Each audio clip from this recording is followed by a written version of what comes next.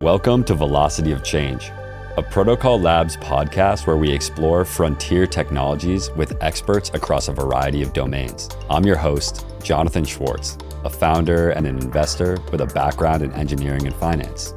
My guest dialing in today is David Dao, co-founder and Chief Scientist of Gainforest.Earth, a nonprofit that leverages AI and decentralized data collection techniques to address the climate and biodiversity crisis. In today's episode, we're deep diving on what it means to have valuable data in the age of AI. This is an extremely difficult question to answer and an even harder one to implement in practice, but David does a great job on this episode explaining how this could be achievable within the next 5 to 10, maybe 15 years. It's an excellent episode. I hope you enjoy. Welcome, David. Thanks for coming on the show.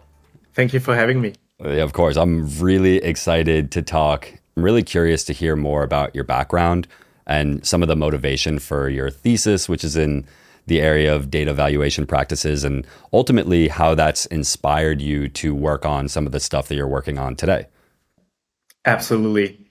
My name is David Dao, and I'm the co-founder currently of Gainforest, which is a decentralized science nonprofit, very much motivated with data markets and bringing data markets to practice, but later more on this.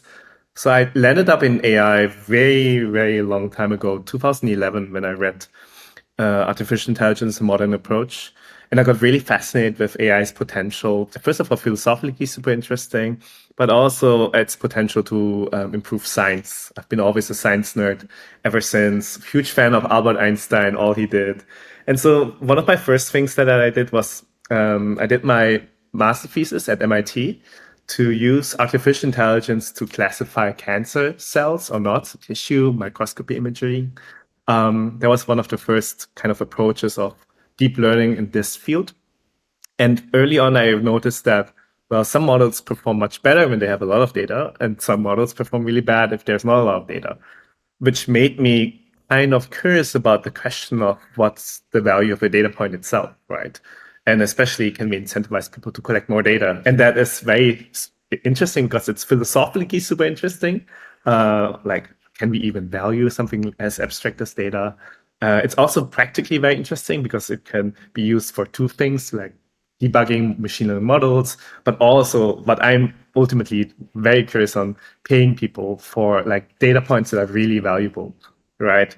So I did this, and after my PhD, really I decided to see if some of the theory that we implemented and came up with can be put in practice.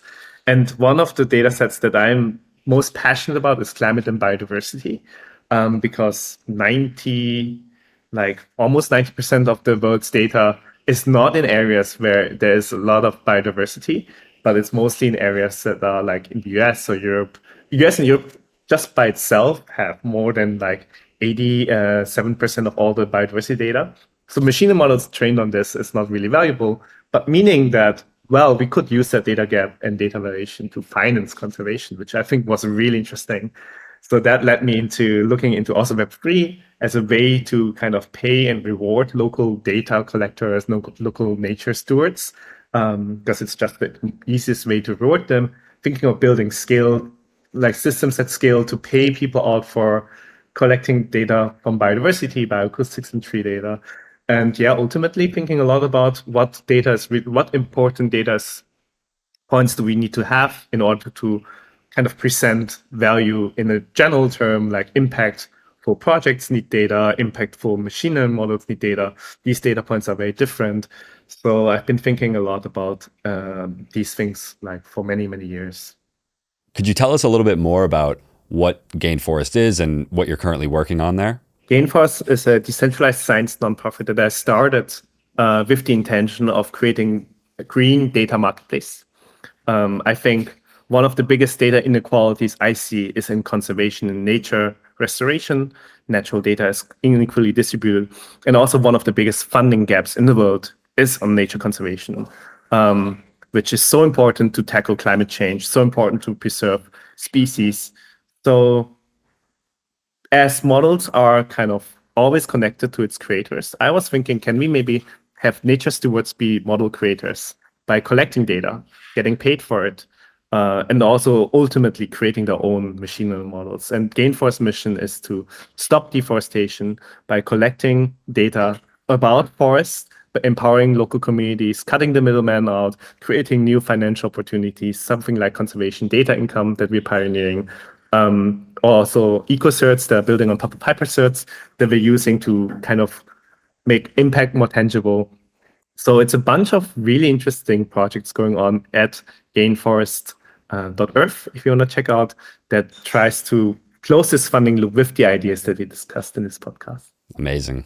I'm sure the audience would love to know, can you give us sort of a high level understanding of your thesis? My thesis is on data valuation for machine learning models, which means that the value of data is such an abstract thing. You can look at from it from an economic lens. You can look at it from a philosophical lens. We specifically look at it from, okay, given a set of data points and given the task of training a machine model, from that model's perspective, which of these data points was the most useful one, right? So it's a very constrained problem. We call it task-specific data variation. And which means that we wanted to have kind of a valuation method that fulfills certain kind of desirables, desideratas. One is being task specific. So the value of a data point should depend on the tasks, which we truly believe. So a data point has a certain kind of value for a machine learning task that classifies, for example, cancer cells, but probably that same data point is not very valuable to classify cat and dogs, right? So task specificity. Then, of course, we want it to be fair. So data points that contribute the same kind of property should receive the same kind of like valuation, right? And then ultimately, we want the $100 that we want to pay out for the data point to be split up all. So there shouldn't be any leftover. So the sum of all the payments from all the data points should be your budget. We looked at many, many ways how to classify data points. And the simplest is to just take away, so you train a machine model of a data set and take the point away and then retrain it again and look at the difference of, for example, accuracy, right? It's called leave one out method. But the reason why this is not really good is it's very unstable, like depending on like when the data set is coming, or it doesn't have a lot of guarantees when you do this. Later more on this. And the only kind of allocation scheme that does fulfill all three desideratas that I just mentioned, be task specific, so like being able to like have different utilities in, being fair and being rational, is something called the Shapley value, which is a super old concept from the 1970s by Lloyd Shapley, who is a Nobel Prize winner in economics for something else, for matching markets. But he also developed this really beautiful solutions concept in cooperative game theory, which he looked at the problem of, okay, when a set of people are working together in a company or in a group or like a homework task, how do we evaluate and fairly distribute, for example, the reward of the company? And he said, okay, the best way to do it is to basically try out all possible combinations of these people, create a counterfactual, like, okay, what would have happened if only the two of them worked together? What would have happened if you add now all? So all possible things. And the average marginal utility gain of a player, that's his or her Shapley value. And it turns out, and that's the whole trick of my thesis back then, is to see a data set as a cooperative game of each data point as a player. And then you basically compute the Shapley value of each data point. And that provides all these really nice properties that we just looked into for machine learning. And then the problem, of course, is there comes a scalability issue that I think we're going to jam on later. Shapley designed these things usually for games that include 10 to 100 people, but machine learning data sets are millions of data points. And when you have to count the counterfactual, like the Shapley value computation that we propose is a retraining Shapley value. So you have to basically take the data away, retrain the whole machine model, and now this training takes a long time. So we figured out several kind of really neat tricks how to scale this up. One, you can do really neat mathematical tricks to sample and do sampling instead of computing the exact Shapley value. And some sample methods perform better with more guarantees than others, depending on what you want. That was my first part of my thesis. The second part is, well, you can look for it from a proxy level. You don't have to kind of calculate the Shapley value of this specific machine model, but you can proxy this machine model with a nearest neighbor algorithm, which later on we can show that they are actually very, very closely related. You can actually prove that every nearest neighbor algorithm with enough kind of like will approximate a neural network. And then magically, the computation of exact Shapley values in this context is closed. So you don't have to sample. It's a closed analytical solution, and it can be even in linear time computed. So it's very scalable, up to 1 billion data points. Can you walk me through in practice using one of these approximation techniques, like how you actually go about doing this? First, you have to train the model on the original data set. And then from there, do you never have to retrain it again? Or how do you actually compute the difference if you don't retrain the model? Or are you just retraining it at a much lower frequency or in a much cheaper way? I'm not sure I'm connecting the dots.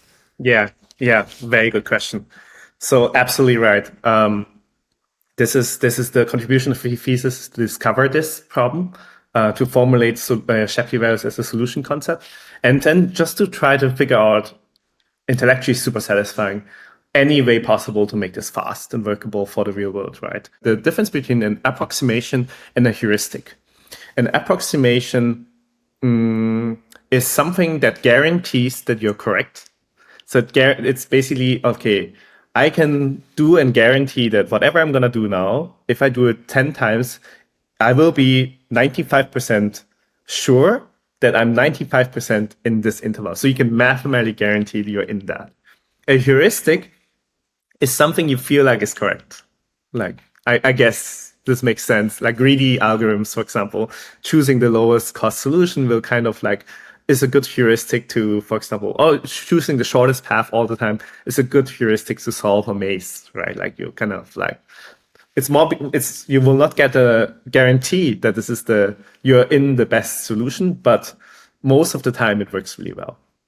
So when we look at Shapley values, the way to compute the Shapley value, and the reason it's so extensively intensive compute-wise, it's from its runtime, it's super exponential on the number of data points, n. So basically the runtime is power to n, so it's super exponential. Oh, wow. Yeah. Is that the traveling salesman? Yeah, it is. Yeah, It's like super exponentially intense. We don't, I mean, I'm not sure if we showed it NP, but like it's really, really, really slow. And the reason is, again, you need to consider all possible combinations of a data set. So when you have 3 data points, you need to train a model with just 1 data point, with 2 data points, with 3 data points, in all its combinations. So A and B, A and C, B and C, you get the gist. And sometimes you also need to train it with the empty set and the full set. And then you need to keep track of all the models and then evaluate it on a test data set and see what's the accuracy, and always calculate the differences between the accuracies and associate back to the missing data point. Yeah. So for 3 data points, that's okay. But like as you grow, this is becoming combinatorial. And just like with a couple hundreds of thousand data points, the number becomes intractable almost. So the best way you can do is you can formulate the Shapley value as an approximation algorithm. So, and you can approximate using Monte Carlo sampling. So you say, okay, I will never be able to do all possible combinations, but I just randomly drop some data points and I just sample some of the combinations. So from 1 million possible combinations, I will do 100. How close will I be for each data point to the exact Shapley value, right? That's an approximation. So Monte Carlo, simplest way, is basically randomly dropping, don't doing everything, and just do as long as you have compute budget. And this is like the simplest thing you can do. It's and you approximate it to a certain kind of error that we showed. But then when you want to be faster, there are smarter ways to do the sampling. So for example, obviously you shouldn't sample all the time randomly. Maybe you should sample the ones where it's like clear that these Shapley values are actually quite big and these Shapley values are actually quite small. So the big ones, you don't need to sample that much because they're kind of big, so they won't change so much. But these small ones, you kind of want to make sure to understand which of them are like in different orders, right? Because there we need to sample more just to get the differences in Right. each of them. Precision matters more at the lower how they end. associate. So you basically sample much smarter, and that's how you can reduce the runtime. And there are several kind of sampling tricks that we basically introduced in the first paper. And heuristics are possible as well. So before Shapley values, one really wonderful work was on something called influence functions. So it won a best paper back in 2016. A group of researchers from Stanford showed when you remove the data point, you can approximate the change of the model weights without training the model, just by computing what we call an influence function on the model. And that is fast. You basically compute the Hessian matrix of, so like a model, what the model does is actually just a lot of matrix computations. And you compute the Hessian matrix of this, and then using the Hessian and some math, you can basically approximate the changes in the weights vector. That's called influence function. You can use that principle as a heuristic to basically avoid retraining the model and just directly compute changes in the weights. Using that, you can basically get kind of like a really good sense of which of these data points are valuable or not. The inference aspect of that is a heuristic. Yeah, we show basically a cookbook of strategies. Like, it's a very fundamental paper, so it does all the low-hanging fruits. It defines the problem, and then it just like really from a statistics standpoint, Monte Carlo is the first thing you do. Improving Monte Carlo is the second thing you do. Looking for more heuristics is the third thing you do, right? And then as we go further down this kind of like cook plate recipe book, we discover kind of these like stunning phenomena, like the KNN-Shapley is a stunning one, showing that just by changing the model, like by basically relaxing some of the assumptions of the Shapley value, not general for all model learning algorithms, but if we fix it for a specific learning algorithm, for example, KNN, then you can leverage its properties like locality, and suddenly that reduces the whole Shapley computation instead of like trying all the different things into a recursive formula, right? That's the beautiful thing. It's like changing, like, okay, you don't have to permutate anything anymore. It's like a recursion that you can, like a closed loop solution and closed form solution, sorry. And then you can just compute the closed form solution. It's just mind boggling.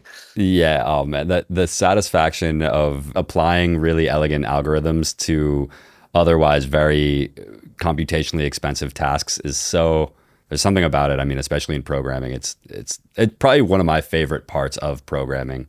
My next question is actually in the process of training this. So it sounds like in the work that you've been doing on this, the AI modeling and the way that it's built, like the whole training pipeline, you can't have like an opaque end-to-end training run where you don't really see what's happening in the middle. It needs to be kind of modular. Is that right? Like, do you have to create AI training techniques that bring these ideas and these hypotheses in from the start, or can you do it retroactively once a model's done in the wild and performing well? This is a really good question.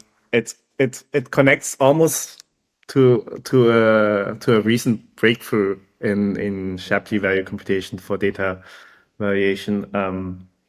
But maybe to just step back and analyze this problem.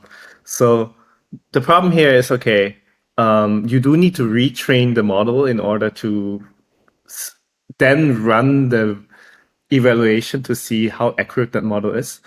And it's like, you cannot kind of skip this path. You have to retrain it because like you cannot counterfactually. Even with the inference and the heuristic approach, you still actually need to retrain. So the influence functions, you don't have to retrain. So that actually is fast. But the influence function, so the reason Shapley value is, maybe to just step back, the reason for Shapley values use is that empirically, they work really nicely. So how do we evaluate that? We basically take a bunch of machine learning tasks like, okay, data cleaning, for example. machine learning tasks, you have a data set, you have really horrible data points. When you train a model using these horrible data points, your model doesn't perform as good as when you have cleaned them out. Turns out when you compute data Shapley on the data set and the data points, these horrible data points tend to have more negative Shapley values than others. Right, so you can then basically apply a filtering algorithm where you can just remove negative Shapley values step by step. And we can see in many empirical studies that Shapley allows you to what we call debug data sets, remove the bad data points, and in that way just improve the model without even needing to collect new data points, without even needing to like re-engineer the model's architecture, just by what we call data-centric machine learning, just fixing the data set. And my gosh, it's so like it's really valuable for a company to, you can tell them, okay, look, we get you 5 to 10% more accuracy, and all you need to do is just look at your existing data set, right? Like it's a sales pitch, and that Shapley value performs really nicely. Exact Shapley value performs really nicely. But as you basically give up the exact Shapley value and you go to the approximations, you kind of say, okay, they are not exact. So the data points removed might not be exact, right? And as you go to the heuristics, like inference functions, it gets a little bit worse. So the inference functions predicted Shapley values are actually not the exact Shapley values. They are oftentimes very different. And so you don't have the guarantees of Shapley, and it doesn't work empirically. It doesn't work as well, right? And that's why people want to get the exact ones, or they want to get anything that has these really good guarantees, because then you can reason at it, and then they work also in practice much better, right? So that's the whole reasoning of why, for example, inference functions for Shapleys haven't taken off. So people don't use it because people are like, yes, you skip the retraining, but then the result that you're getting out is actually not really usable, right? People have used KNN-Shapley, the proxy of an algorithm, because first it's fast. It was for a long time, for many years, the only way you can do a million points data set because nothing else scales. And it kind of, in practice also, I always say KNN is just such a hard baseline to beat all the time. Like in any kind of machine learning, if someone throws KNN, it's just super hard to beat this. And that's why for many years it stood the test of time and was like the best performing. So yeah, that's the reason why people, at least for a long time before LLMs, actually, there was the time of data-centric machine learning. People were really, really, really curious about this. And now with LLMs coming in, you have a new level of problem. You have billions of data points. You have insanely large models that you cannot retrain. So like fundamentally, algorithmically, we need to rethink a little bit, right? The retraining step cannot be skipped, in my opinion, except for if you sacrifice the model and you just compute it on a proxy using KNN, for example, then you can skip it. Otherwise, I don't think it can be skipped because it's part of a learning algorithm itself. The STG, stochastic gradient descent, SGD, is fundamental to machine learning, the way it finds the solution. So you cannot really skip this. But what you can do, and this is a recent breakthrough that Roxy and Dawn did. This is not, I'm not involved in this, but this paper came out last year. And it proposes to just do one training to compute all the Shapley layers.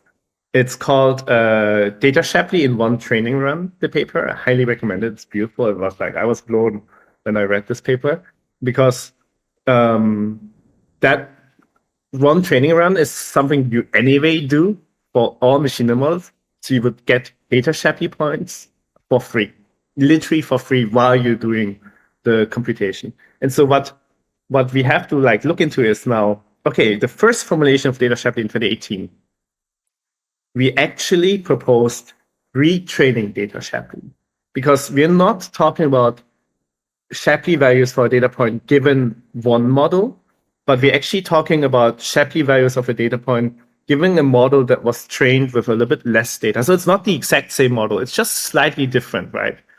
That has always been kind of one of the weak points of our formulation because we don't compute the Shapley values in respect to this same model all the time. We always compute it in respect to kind of a slightly different model. It was trained on a completely different data set, right? Like maybe it was trained only on half the data, was trained on like 70% of the data. So that's one of the weaknesses.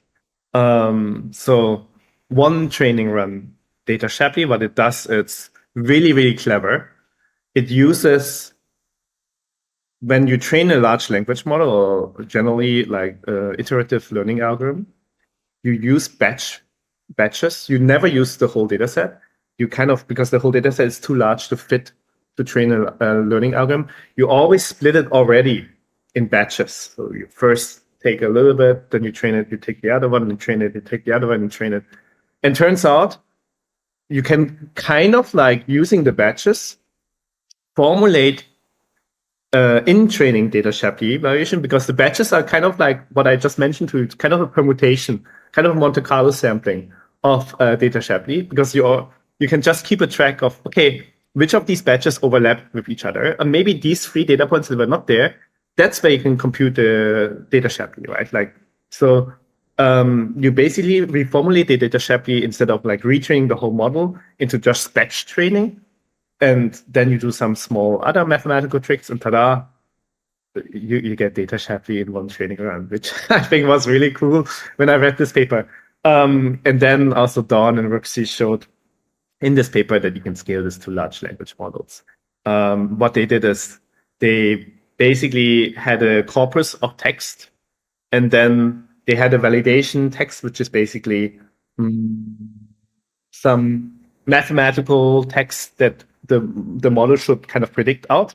And so they were able to show that from the training data, archive and mathematical journals were the most influential to predict kind of exactly this validation test, which is like Python code or a mathematical journal, compared to the least important was social science or like just newspaper, and kind of a hunch that this one training run Shapley kind of does really well. And also another really good benefit of the one training run Shapley is that it's really computing the Shapley of the same model. It's not a different model that was trained on different data sets, was really trained on this one model. So to answer your question, I don't think the training run can be replaced, but you can use it as a cheat code, because training itself uses a lot of steps. That steps could be the thing that you already do to compute the Shapleys, instead of really doing like 99.9% of training that you actually don't need. You just put everything in a thing that you already do. And then with some neat tricks, you can basically, like an accountant, keep the Shapleys during the training run, and you get a really nice result that approximates it. Yeah, it sounds like what you're saying here is what we probably can't do is retroactively look at a model like GPT-4 and be like, here's an airdrop of part of ChatGPT's revenue from that model. Even if we could do the one training run Shapley, we would have had to do that from the start. It can't be applied retroactively after it's already done. My feeling is yes, in order to keep the guarantees of what we have. But data variation is not just Shapley value. So the moment we propose data variation, for example, a team at Google used the reinforcement learning model to kind of predict. They trained the data variation prediction model to basically predict what values they are. So that's possible. But it's a heuristic then, right? It loses all the guarantees. So I think there are different kind of like ideas and then formed around the core idea of what's the value of a data point in machine learning context. But I think specifically for the Shapley data variation process, I do not think it's possible to skip the retraining without sacrifices in.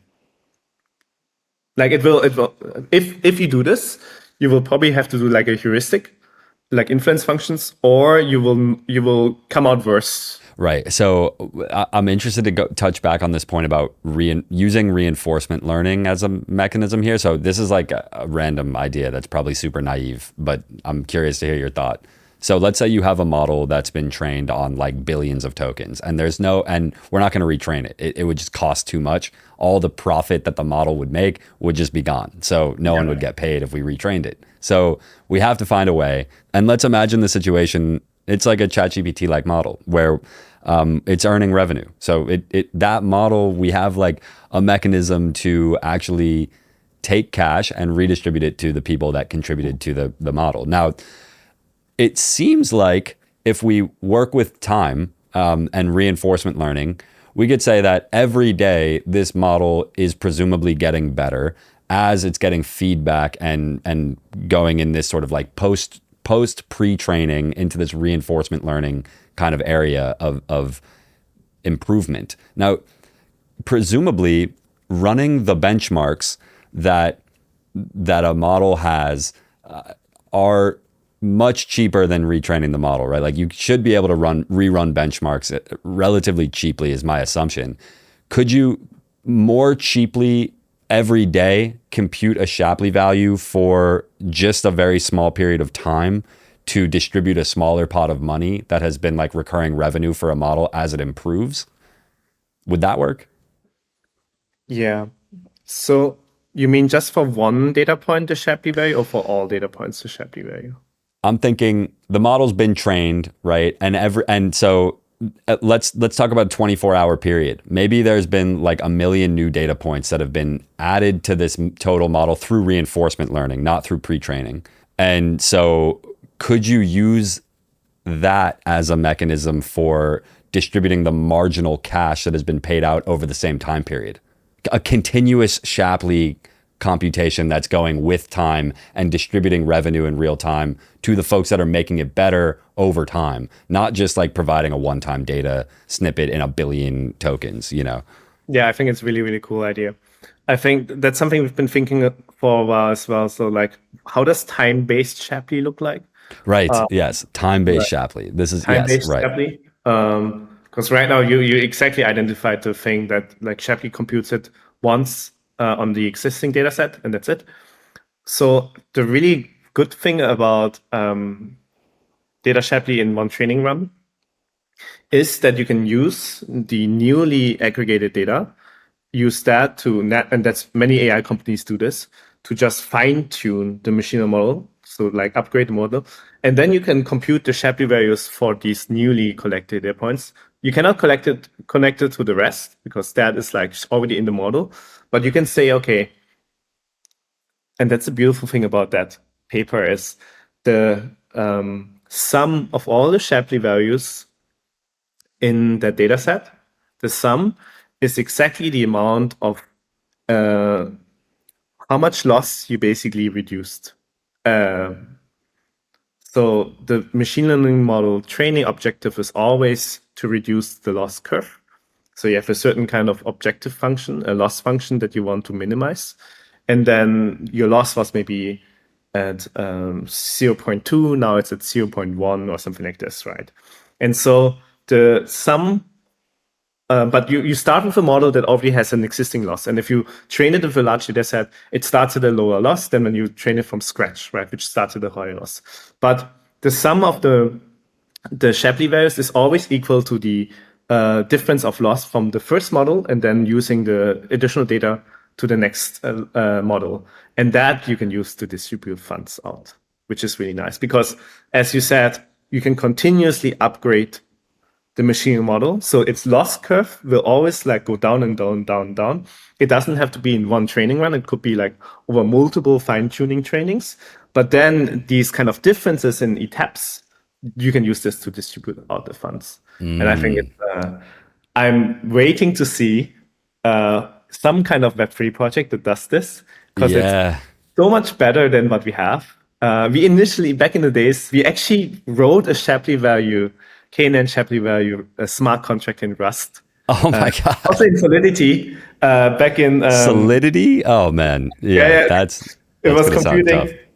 Yeah. We did it in Rust, I think. No, we did it in Rust, in Wasm. And then we compiled it, and then we ran it on Ethereum, and we computed how much it costs, like in gas. To run this.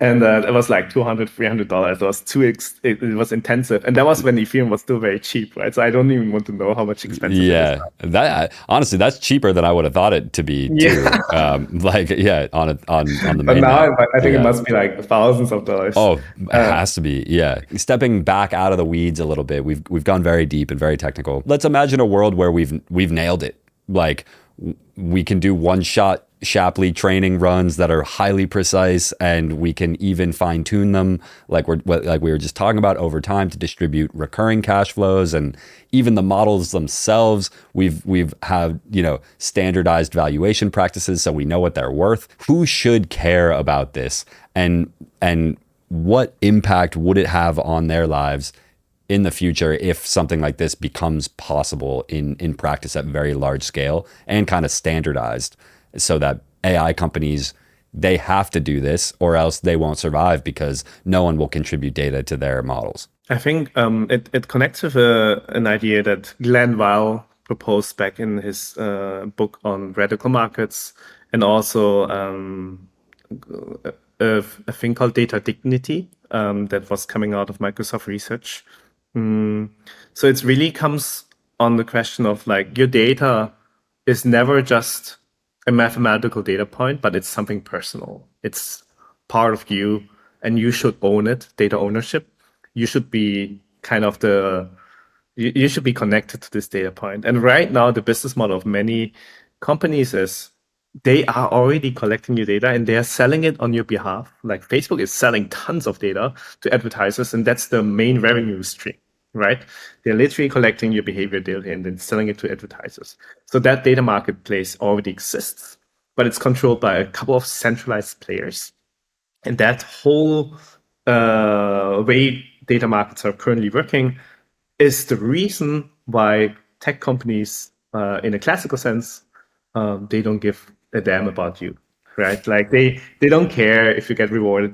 Their whole profit model is maximizing, grabbing your attention so you can produce data for them to sell. Right. Like you're the product, not the customer. The You're the advertiser is product, actually yeah. the customer. You're never using Facebook for free, right? Like Right. if you use it for free, they charge you because like when you basically use it for free, you have to watch the advertisements. If you don't use it for free, they charge you exactly that money that they would get for you to be ad free, right? So it's you can see literally how much they earn of you by just looking how much they subscribe of you. It's $20 a month, right? It's a lot. So basically, when you have now a mechanism that directly cuts out the middleman, right? Like you have a machine learning algorithm that computes exactly how much each of the data points is value, and then you have a mechanism that pays this. Now the value of that advertisement sale doesn't go to Facebook. Maybe Facebook can take a small chunk as a platform, as the person who computes this, but then most of the value gets distributed back to the data producers, and that shifts the whole incentive model. Now people will care about the data because they understand the value of the data. Now Facebook itself will care about that people are are feeling good about the data. Data privacy will be more important, right? Because your data is valuable. You don't want to throw it away. So the whole incentive model shifts. And a really good paper on this is from Michael Jordan, also for UC Berkeley. We call him our Michael Jordan of machine learning. I was going to do the ball and Yeah. This is literally his nickname. He's so famous that, I mean, there's only one Michael Jordan who's more famous, but like this Michael Jordan in machine learning world, if you say Michael Jordan, we never think about the basketball player. He's also the GOAT, is what you're saying? He's the GOAT. He is literally the GOAT. Right. Yeah. He just recently wrote a concept paper, like a statement paper, which I really admire, called Machine Learning, a Collectivist Economic approach view. And he proposes basically that machine learning people should really look into microeconomics, right? And look at incentives as a way to design better models and better platforms as well, right? Not just having this kind of like split data market and then like whatever faulty attention model Facebook currently has, but having it as a connected market, and that will change incentives. So I think, yes, we should really, really care about this, because I think it's kind of like gives people sovereignty, it gives people power over themselves and like over the platforms. Tech platforms, they have way too much power over us humans right now. and you can actually measure it. There's a discipline called performative prediction, and performative prediction basically says how much power a prediction of a machine learning algorithm has on your behavior. For example, if a machine learning algorithm says if you get a credit card or not, or a credit or not, sorry, credit prediction. A line of credit. Yeah. Yeah. Then you kind of know what this model is looking at features, and you're trying to gamify it in order to get the credit. So you're literally incentivizing people to change their behavior. And That's as a really big as these platforms are, you can compute the factor of okay, how much of this prediction was because of the data set and how much of this prediction was because of steering human behavior, right? It's called performative power. I think it's a beautiful paper by Moritz Hart and et al. And yeah, you basically reduce performative power if you make data markets and data dignity like a real thing. That's my opinion. And also you would generate, I think, more equitable payments for people. Right now, there are already data markets. People are already kind of paying for data, and it's really low paid. It's literally the lowest level of our economics right now. In Kenya, people are getting paid for moderating horrible Facebook posts at the worst and lowest payment ever. And I think data markets and equitable data markets are a really, really great way to kind of make sure this is not the case. These topics are the reason that I ended up working in DeFi. I think it's quite interesting because I had this notion of, someone who's scrolling through Instagram or Facebook throughout the day is generating data, and theoretically, they should actually be able to take a loan out against their future revenue from just scrolling Instagram, which is actually, like, to me, a very interesting way to democratize access to capital in ways that is, like, more safe than what you would get from the 2007 recession because people are so addicted to social media. So like the bank can bet on you using Instagram for the next 2 weeks or whatever. But that 3-part narrative goes something like this. It's like, part one is that data is the new oil, right? Because like AI is the machine. And 2 is that we, in just the day-to-day of our lives, whether we try to or not, we generate an enormous amount of data that has value. And the 3rd part of that is, well, if we aren't capturing the value of that data, someone else is. And I think the thing that I found out, which was unfortunate, was I think the unit economics for some of this stuff becomes very unhelpful per se. So like when you actually look at what is 1 unit of attention worth from 1 human, maybe if it's a unit of attention of a celebrity, it's worth more. But just like 1 unit of my attention for a day, like when you cost it out for what Facebook is reselling that at, it's actually not that much money. First of all, do you agree with that? Or have we just not figured out the right unit economics? And like if we did a Shapley value type calculation, we might see something that looks way different for each individual human that's like contributing data to a model. I think if you look at the subscription model of Facebook for an account that doesn't have ad for you, then you know how much your data is worth. I think that's the true economics of how much your data is worth per month. And that is not a bad deal. Could you also reframe that as, this is how much I'm willing to pay to not look at ads? So it's not clear that Facebook doesn't actually just make a lot more money from my subscription. The other way around, it's basically, okay, this is how much Facebook is willing to offer you to not collect your data. Right. That's how you have to look at it as well. The other side works as well. I think depending on what kind of subscription you have, but I think it's I'll need to double check, but it's a value that is not bad, right? Like it's kind of nothing we see in DeepIn right now, which is like much higher. But I do think the true value of your data point is somewhere around this. The fact that Facebook sells and basically gets still most of its money and Google from advertisement and selling advertisement data. Imagine you basically have, through Data Shapley, cut out Facebook as a middleman. You have a platform that automatically sells your data to advertisers, right? You have a data cooperative. You as a collective, you and I, we start this maybe with a couple million people, and we will get the same amount of money that Facebook gets, right? But this whole money we distributed back to the people. That is an enormous amount of money. That is more than enough for many people around the world. The reason we don't have this unit economics is because first, tech companies don't want to tell you how much worth your data actually is for them. Like there is a whole reason they don't do this is because once someone sees this, they're like, okay, oh wow, this is my true worth. Okay, I don't want to. Like there's a whole reason why this is intransparent. Second, it's really difficult to coordinate, right, in the decentralized way, in such a way. And then still, you need to do still a lot of other things. You need to like reach out to advertisers. You need to create a platform. You need to maintain the platform. So that's all a little bit tricky and difficult, but nothing we haven't seen in Web3. We're literally maintaining a world computer, like kind of in a decentralized fashion. So could be possible, but yeah, it's something hard to do, right? Because you need a critical mass. Because a data point is not enough to train a machine model, and a data set needs to have a certain kind of critical mass in order to suddenly increase in like incredible value. There's also a black data market that sells your data for enormous amounts of money. So I wouldn't underestimate your worth of data. But there's a whole thing about your data point that I think it's not just economics. It's one, privacy, right? Your data point is always connected to someone else's data point. Like such as your genetic data is always connected to half your mom and half your dad. Have you asked them for permission when you share it? So that's a whole thing. Glenn Weil did really great work on this intersectional data behavior and the type.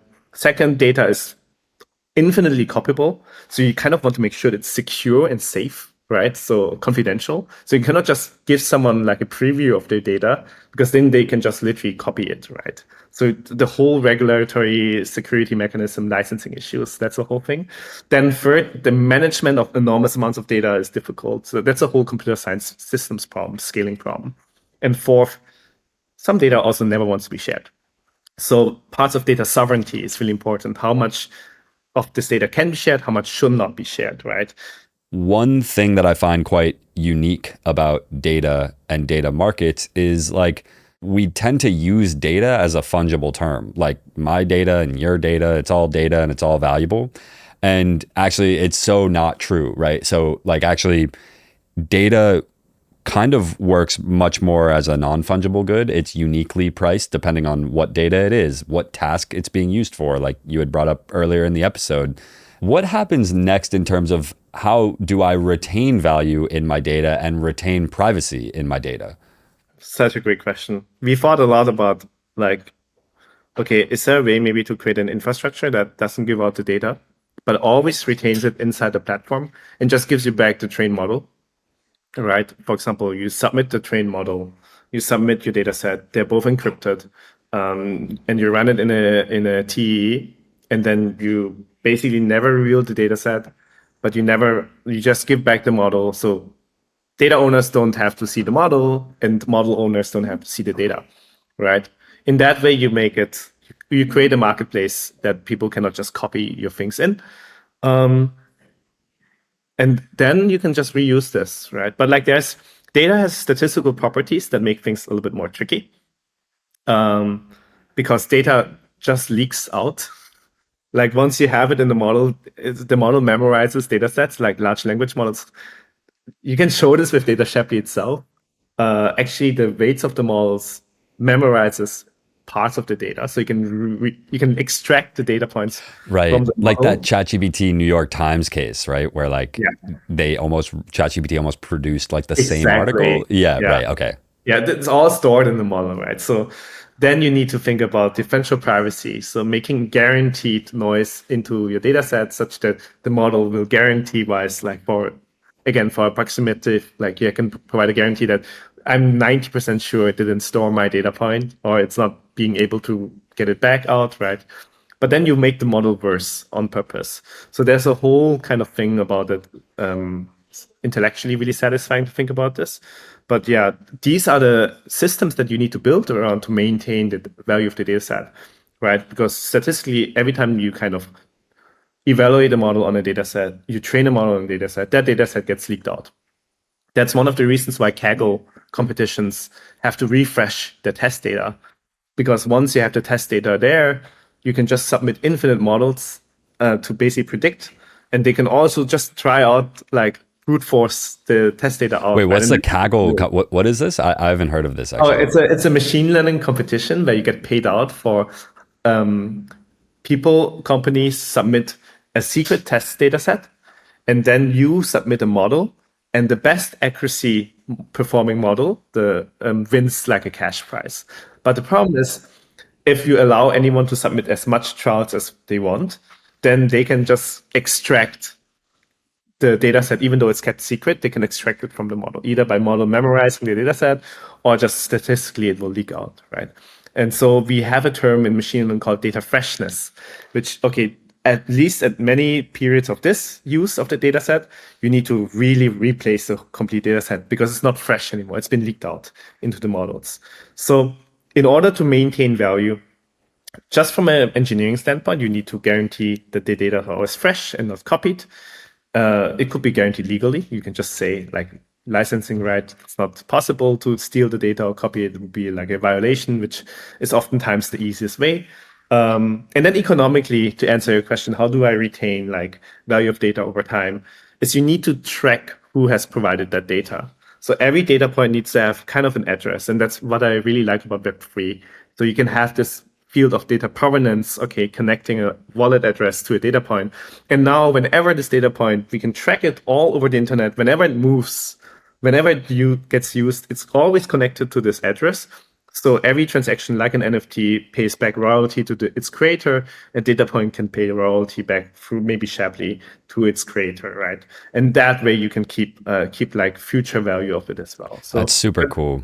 Yeah, these systems need to be built. Yeah. And, I mean, this is a podcast that is put on by Protocol Labs. And one of my favorite technologies that Protocol Labs has built is called multi-hashing or content identifiers and IPLD, which stands for interplanetary linked data. These primitives are perfect for this type of attribution graphs where you can track an actual data point on chain in a way that won't change, all the way down to a wallet address that produced it or published it into a registry or something like that. You can have a root hash for a whole data set that you've provided and come back. So I think that sounds really, really interesting. It's still all of this stuff really. I always come back to scalability. Like the theory is so sound and so strong that it's hard for me to believe that it won't happen. It's just how long will it take, and what is the kind of elegant scaling solution for making this stuff happen? And maybe we'll disagree here, but I actually am not anti-intermediary here. Like, I actually think the right intermediary, just like how we use the oil example, like I'm not an oil expert, but my understanding is that raw oil is like not super useful for what you would use it for. You need to refine it. And that's the same thing with raw data, right? You need to aggregate it. You need to actually create insights from it. You need to so an intermediary can also be involved in optimizing the value of your data for you, helping you preserve the privacy, and also acting as a salesperson. And they should get a cut for that, right? But like the cut that is today is very skewed. So like I think ultimately one really interesting thing that I think could happen is more experimentation in what you're doing, and more attempts, more shots on net, even if they don't actually work, even if they get close. The Facebooks of the world, the Googles of the world, they're going to start to get that pressure. And now, in order for them to understand, like, they will be replaced by someone that does this in the right kind of philosophical and like ethical way, where people are getting paid for what they're contributing, because ultimately, like, that has to happen. People will wake up and realize, and there will be a revolution. And you don't want to be on the wrong side of that revolution, because that's a quick way to lose all your users.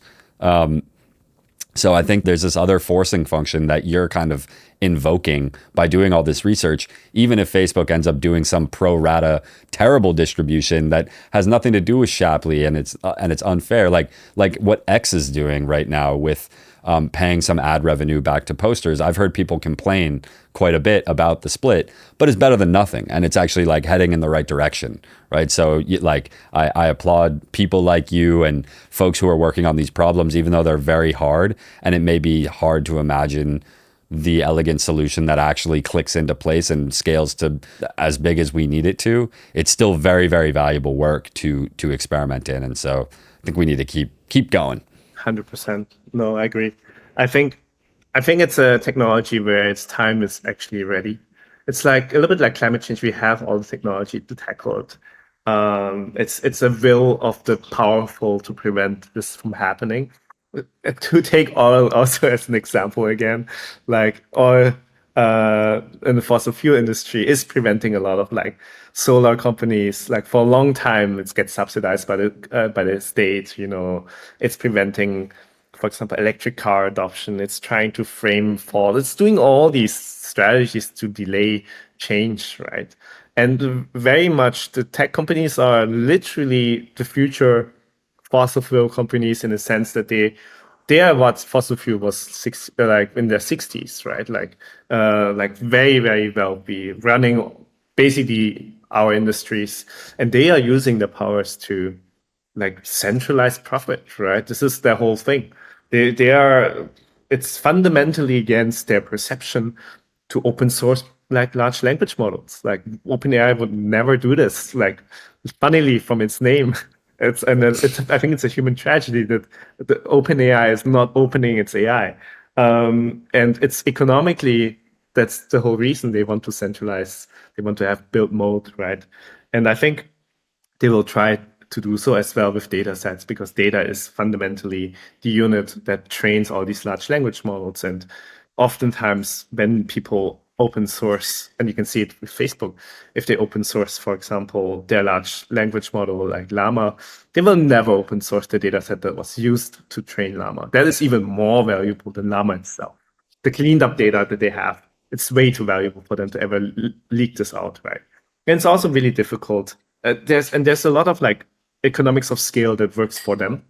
They have the skill to maintain it, they have the skill to process it, which makes it really hard for a decentralized movement to pick this up.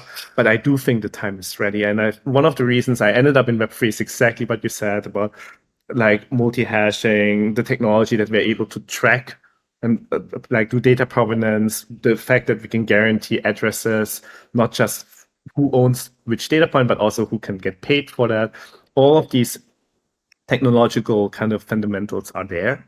And it's a matter of time that this is like getting implemented, and someone is going out and implementing this. Yeah, no, and those themes of linked data and sort of transparency through like large trees of data, like you contributed this one data point that went to all these different models, and now you're getting paid. Like, there's actually in my head an overarching theme that is brewing, that is being enabled by these types of this type of technology, like highly cryptographically verifiable tech that enables much, much better and honest capital efficiency in internet business models all over. For instance, it's interesting that we pay for a subscription for, say, Netflix, and if I only watch one show, like that show doesn't get my $15 a month. Like that paradigm doesn't really make sense, right? So in my mind, and I'd be curious to hear if you think this is possible or even a good idea, but I like the idea of basically you load up a wallet and the wallet is used to pay per query. And when you pay for a query, the data that's involved in answering that question is actually the one that's compensated with the money from that query. Like, this to me just makes sense. Like it's like I'm supplying data that's helping people answer questions. Whenever I answer someone's question, I get paid. Like I don't know.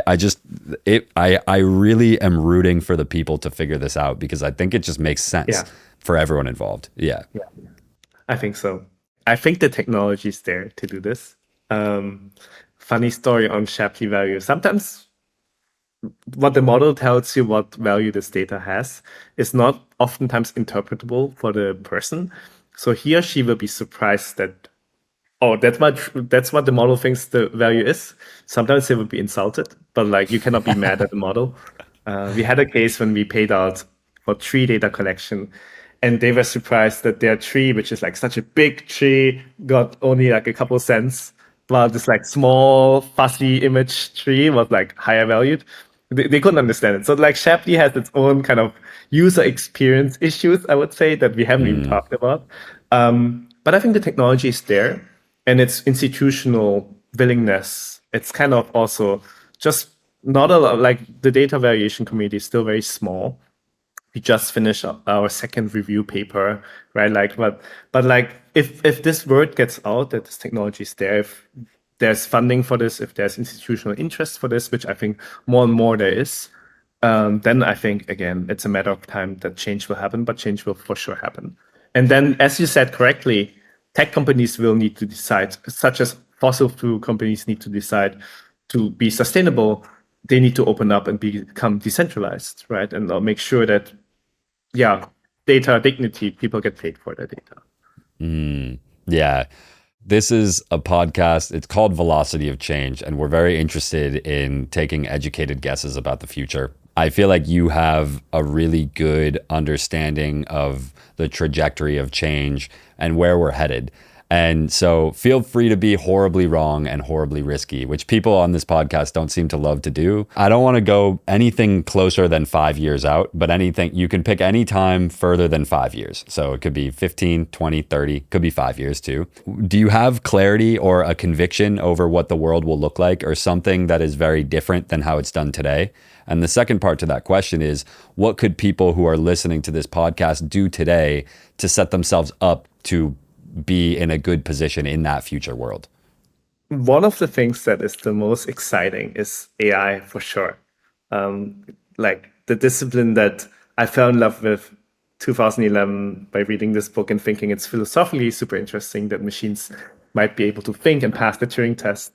To a time now, sometimes I mistake it for a human, right? People become friends with it. It's fascinating. And I think many of us in the community did not expect that increased development of AI capabilities, even though we worked with natural language models. But I think the factor of scale just changes a lot of things. And it creates a really interesting point in our lives right now where all of the data of the internet has now been used to train machine models.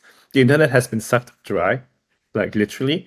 And so now all the new data that's coming in is data from us using these models. It's also data from the models using the models. It's the data from the models using websites and our infrastructure.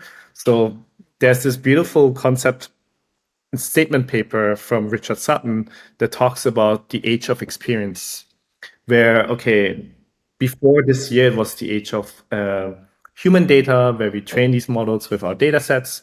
But now moving forward, AIs are trained by experiential data and reinforcement learning. And that data is a magnitude or more larger than all human data, which will push forward the AI frontier. And my question is like, okay, maybe in like 10 to 15 years time, I think it will happen already much, much earlier. But I think a machine is almost like a pet.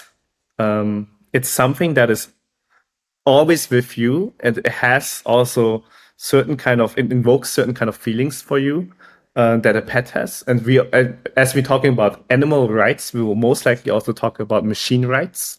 Like, are machines like creatures that should be legally protected? You know, like is your Waymo car something that you should not hit because it's legally protected by its sensors, like getting damaged and like therefore causing potentially legal trouble, but also sensory trouble, right? All these questions will pop up, and I think in terms of data variation, it will open up a whole new question. Like, okay, when all of human data has now been basically extracted, and now experiential data, how is that valued, right? Like, because that experience is kind of human machine, machine. Like, what are these all new data points that are getting produced, right? And so we would need to think about completely new things like interfaces just for computers. So they are there's a whole discipline that doesn't study psychology of humans, but psychology of computers, right? Because these models are probably getting so much more complicated that it's hard for us to understand them with mathematics, but we have to actually use psychology to trigger into it. And we see this already in some of the existing research, also by Roxy. It's really, really great research where he showed that you can jailbreak a model by persuading it, like a human, because now it's trained with so much human data that it has the same flaws as humans, right? Like you don't even have to like inject some really fishy prompt. You can just try to persuade it that it's doing its task. Data will also be kind of our way we communicate, and also will be the bottleneck of how we communicate with AI. Many of my friends that are like programming right now, they realize that they are the bottleneck of how much they can program now, right? Like it's because the AIs can run like different kind of code, can compute here and compute, but it's the humans who are not thinking fast enough to tell Claude code, but to build such that they can only launch 3 parallel processes. So it's gonna be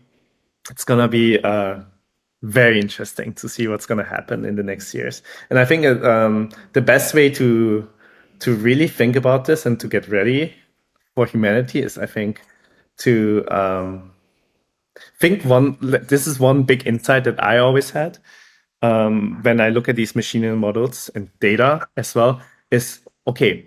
The biggest insight I had in my PhD is data is always personal. It's never a number. It's something personal. That's why we value data. Like for a machine, it's like optimizing its loss function. For human, it's the whole story. But because the data influences the machine has culture itself. So the machine can never be disconnected from its creator and the data set it was created on.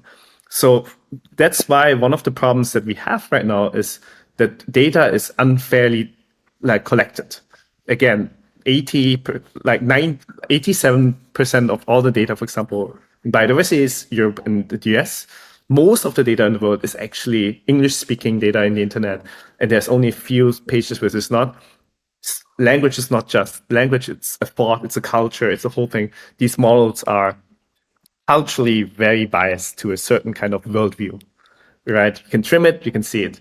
So these models will be representing the worldview of its creator. That's why I think as we have more and more of these models, you cannot look at it as ChatGPT. You have to look at it as American ChatGPT. You have to look at DeepSeek as Chinese DeepSeek, right? They are Chinese, they're American. Mistral is French, right? They probably have a nationality because they are representation of a certain kind of culture. And so if we have more data, they're interacting everywhere, you have to always think of these machine models as a representation of its data set and its culture and its people that was created it. And that creates a lot of consequential thinking, such as, will people that don't have rich infrastructure be even more marginalized? Because now someone can multiply themselves billions of times while the indigenous community can never do this, right? They're already marginalized, now they will be even more. But then also really interesting technical questions like, what would we need to do to open up kind of centralized compute, centralized AI building? How can we make AI more culturally open and diverse? How can we make these data sets more open and diverse? How would models look like that maybe don't optimize for a certain kind of reward, but optimizes, for example, for another kind, right?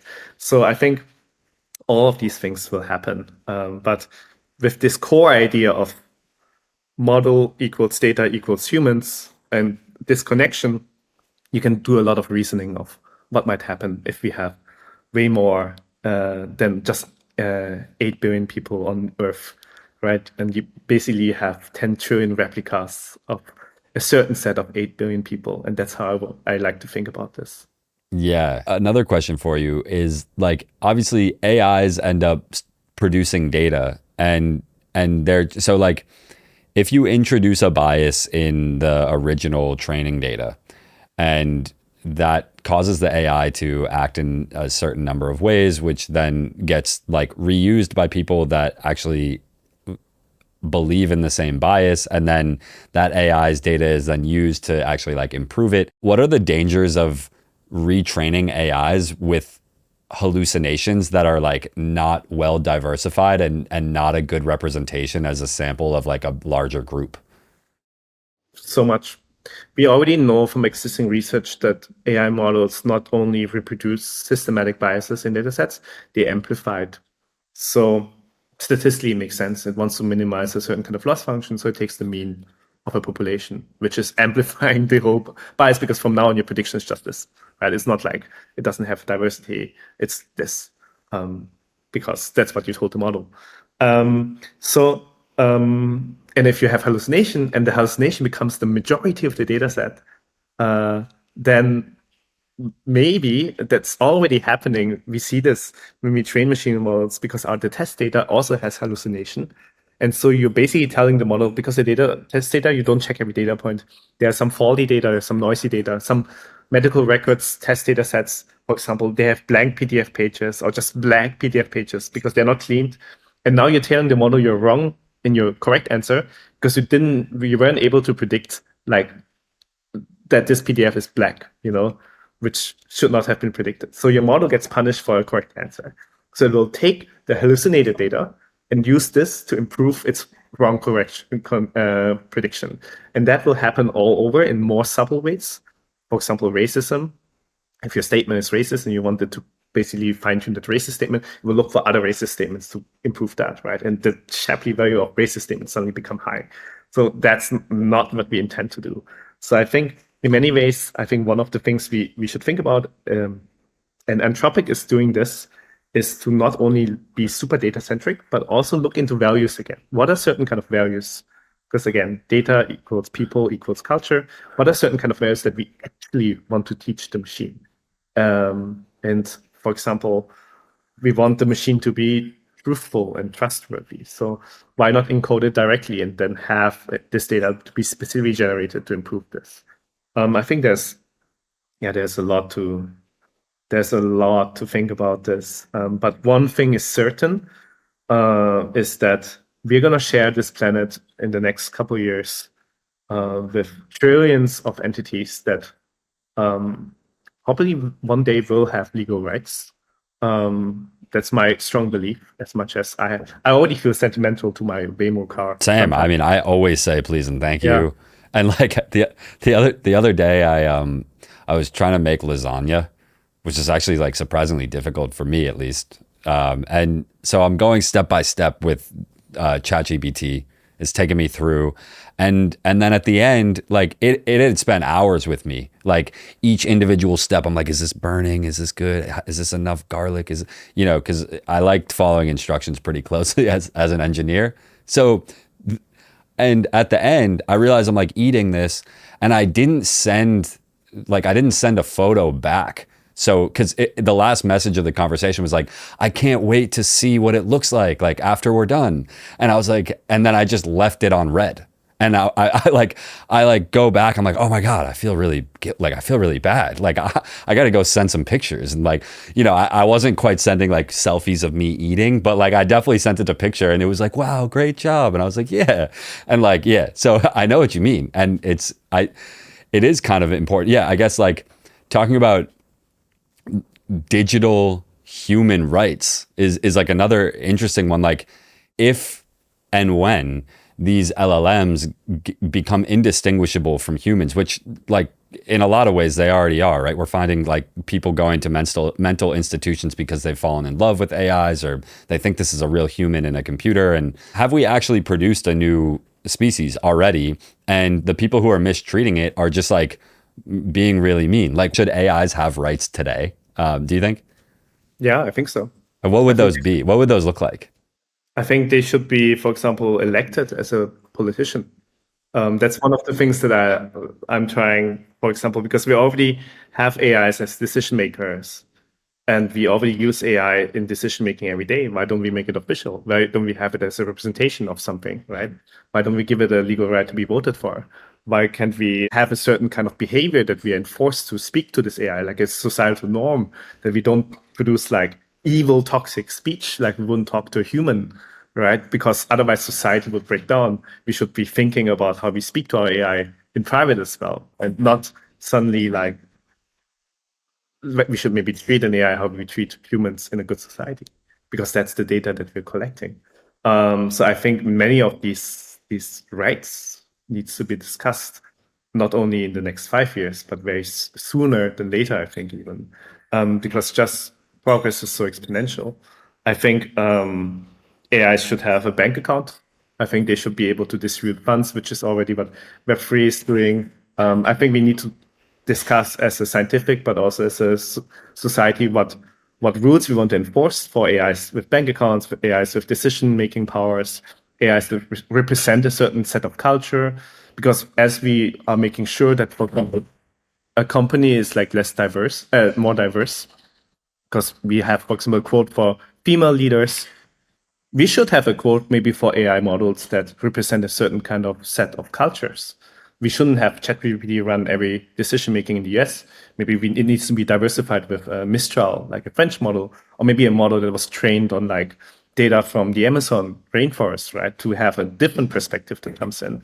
So there's so much to discuss on this. And also, I think last but not least, when an AI model causes harm, who is accountable for this? Is it the AI? Is the AI going to jail? Obviously not, I assume. But then is it the creator who goes to jail?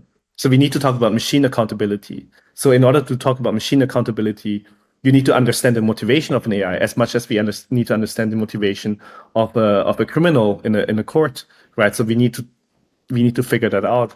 And so all of this will happen.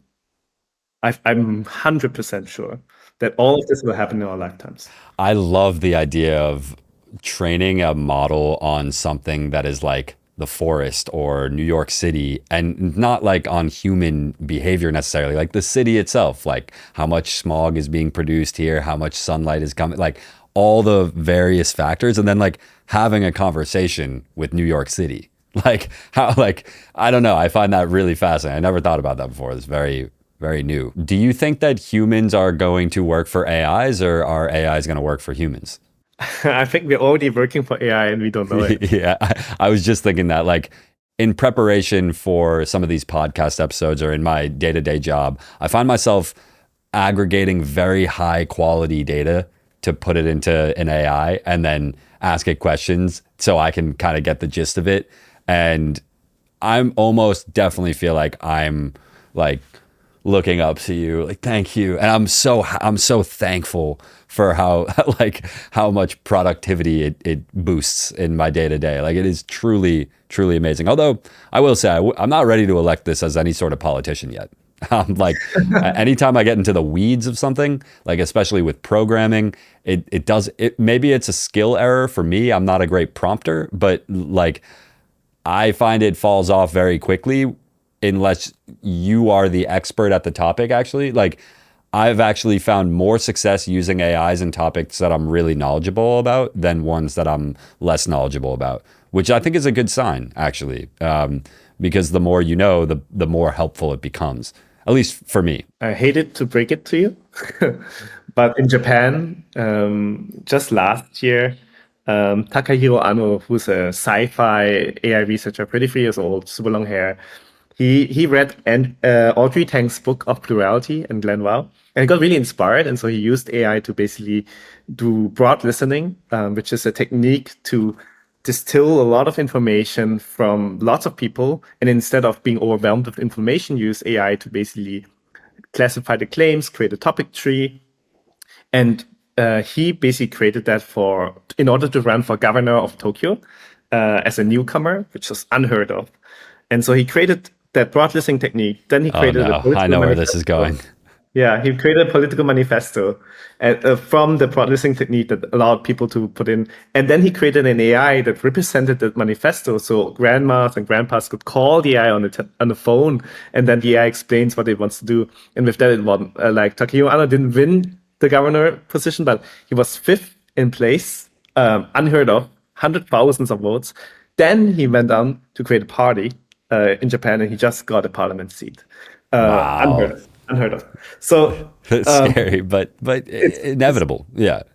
to me, I thought it's scary too, But I think a democratically elected AI is still better than a dictatorial AI, because in many ways, what I really like about it is legitimacy.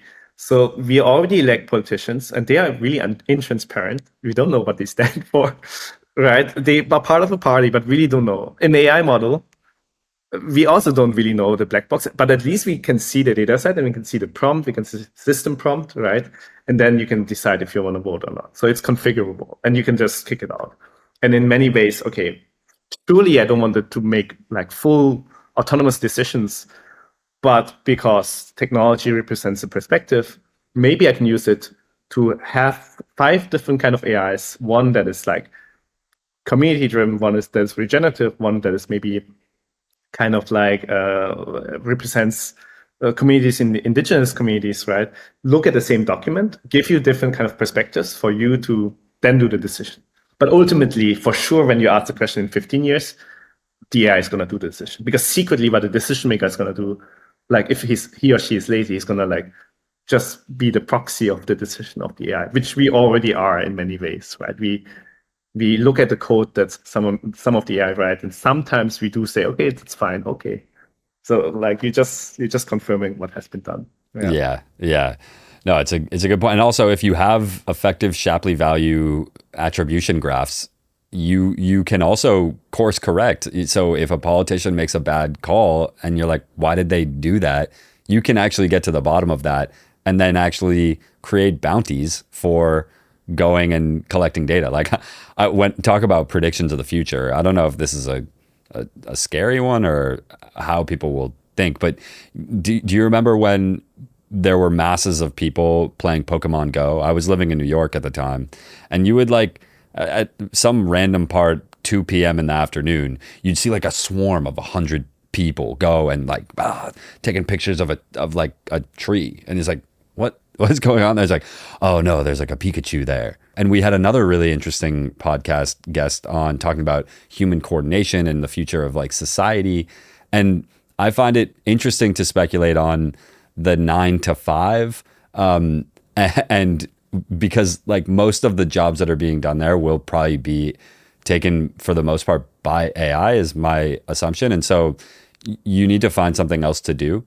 And so what we might have is like a complete change in the ways that humans like migrate from one place to another, just in their day to day or their week by week, where they're like, oh, I'm gonna go and like just collect some data today. I got to go to the park. Like, I don't know if you've looked at Hive Mapper and how, you know, there's locations that are incentivized for people to go drive and collect footage at that location, which is like exactly what I'm talking about. And it's it's gamified, right? So you can feel productive in, all right, I'm going to go get a little workout in, go collect some data over by the gym. Then I'm going to go home, going to eat. Then I'm going to take my special toothbrush, going to go brush my teeth, send that in to the day, you know, and like that could be what like the day-to-day is for people in like 10-15 years. It's like, I don't know if I like it, but at least there's something to do. I think the Shapley value for future, what I think will be the most interesting parts of it is to be used for machine accountability, as you correctly said. What of these data points caused this fatal error, and can we sue the person who created that data point? So machine accountability. And then number 2, which I think is economically super interesting, is instead of a universal basic income, universal data income, as you correctly said. So this is probably kind of the way we're gonna. It already created these jobs of data collectors, right? It created the jobs of data labelers. In many ways, you use scientific grants to go out and collect data to train a machine learning algorithm. So with Data Shapley, you can do this in an automated way. And at Gainforest, the nonprofit that I started many years ago, we have something called conservation data income, where we pay people for collecting bioacoustic data. We don't use Shapley because it's hard for an indigenous community to understand why their minute of bioacoustic recording was not as much value as the other communities one. But what we do is, for example, we have fixed pricing. We pay 1 cent per minute for bioacoustic. For example, we pay 5 cents per megabyte of drone imagery. We're already trying to do this with the intention to train a better machine model, such that machine model allows us to raise more grants, show how impactful it is, so we can basically close the loop. Yeah, I think this is. I personally think this is the future. I do think this is the future. Probably like the 10 years to 15 years to 30 years is a good frame to aim for this universal data income. But we already see instances, variations of it as of now with data collectors and labelers in Kenya and even scientific data collectors going out to just do this. And because of this, we need to talk about data equity. We need to we need to think about all these kind of questions. But it's crazy to think that one day the machine learning algorithm is not just using, it's literally using like data Shapley to pay someone and closes the loop and does this all autonomously, right? Like some machine overlord that says, okay, you go ahead, collect this data now. I expect you like in a couple months back. I will sue you if you don't do this. It will create this contract and it will pay you in your wallet. Yikes. And then it will go on and get some more business deals. And it's like the whole business that one machine model itself maintains. Yeah, that would be crazy. That is crazy. Yeah. I have one last question for you. And then I want to hear if you have any final thoughts you want to share with anyone about your work or something unrelated, whatever you want. I think if you were to do another thesis or to start research again, like you had been during your PhD, what is an area that you think is ripe for research and innovation, or what is an area that researchers listening to this podcast, or even investors or entrepreneurs, where is an area that you think is kind of burgeoning in terms of things are happening here that are very interesting and there's problems that need solving, but they're not too far away from having a good solution? I think it's not just valuing what's a data point worth, but more generally, what is a certain kind of action worth? And I think that becomes really important in the age of experience and actions of agents and actions of humans. What is this action worth, right? That's why I'm also super interested in impact evaluation. Like that action of a tree planting can be captured as a data point of the tree, but it's much more than that, right? So, and you can generalize this mathematically. You can say a certain kind of action is done. It produces a certain kind of representation of an action, and that has certain kind of downstream values. And then maybe it's Shapley, maybe it's something else that needs to value this action. I think it's super interesting. Another thing that I'm super interested in is definitely because of that free coordination. It's a coordination between agents and humans. It's about joint, like, can we use concepts such as cooperative game theory, not just for data points, for humans, for machine constellations, but for like an intersection of both, right? That's something I'm interested in. Another thing I think is super interesting is digital democracy. I think I already hinged at it by saying this, but like, okay, can we look into ways of basically that whole DEAC movement, defensive, decentralized, democratic, can we formalize this and have machine algorithms that not just optimize one certain kind of objective, which is like reducing loss of a certain kind of training data set, but actually have it optimize a certain kind of property, like being more democratic? What would the system look like if that's the case, right? I think all these questions are super interesting. Yeah.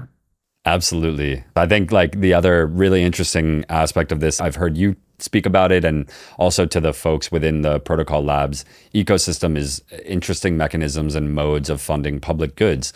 And these primitives, Shapley values, collecting data, training AI, like this to me is a very interesting place to situate that question in as well, because I think there's potentially new modes to experiment there that weren't necessarily possible before the age of data is the new oil, right? And so I find that to be something that, maybe we'll have to have a follow-up on that type of topic and governance. I mean, your last name is Dao, so we do kind of have to get you on here talking about governance at one point. But is there any final thought that you'd like to share with the audience before we end it?